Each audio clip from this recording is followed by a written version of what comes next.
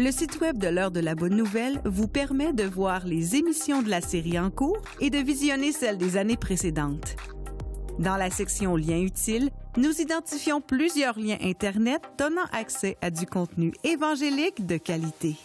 On y retrouve une tonne de moyens concrets pour vous aider à poursuivre et enrichir vos réflexions.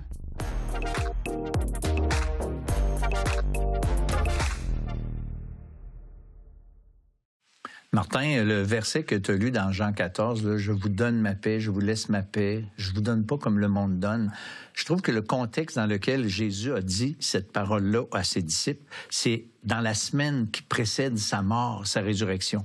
Et les disciples avaient été avertis, le Seigneur en parlait, il en parlait, et le contexte dans lequel il dit ça, c'est vraiment un contexte où c'est que la soupe elle était chaude, là, il savait qu'il allait se passer des choses. Alors Jésus aime à nous rassurer avec cette parole-là, qui moi aussi j'aime beaucoup ce texte. On veut surtout pas donner l'idée que parce qu'on a la paix, qu'il n'y a plus rien qui nous énerve, puis que tout le monde peut mourir autour de nous autres, puis ça nous dérange pas, on a la paix. On n'est vraiment pas là du tout. Dans l'histoire avec ma mère qui a eu un cancer, là, je veux dire, moi j'ai pensé perdre ma mère, mais elle a pensé à l'idée de perdre la vie, quitter ses petits-enfants. Donc elle a eu ce stress, cette inquiétude, cette tristesse-là, mais avec les jours et les semaines, j'ai senti qu'elle a eu une paix. Parce qu'elle a dit à un moment donné, ben regarde Seigneur, t'es souverain, c'est toi qui décides de tout, je suis en paix avec ça.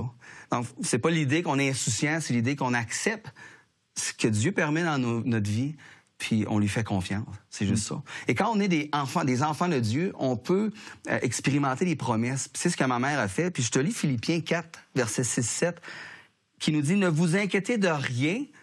Facile à dire, hein, mais c'est ce qu'on est encouragé à faire quand on est ses enfants. Mais en toute chose, faites connaître vos besoins à Dieu par des prières, des supplications, dans une attitude de reconnaissance, et la paix de Dieu, qui dépasse tout ce que l'on peut comprendre, gardera votre cœur et vos pensées en Jésus-Christ.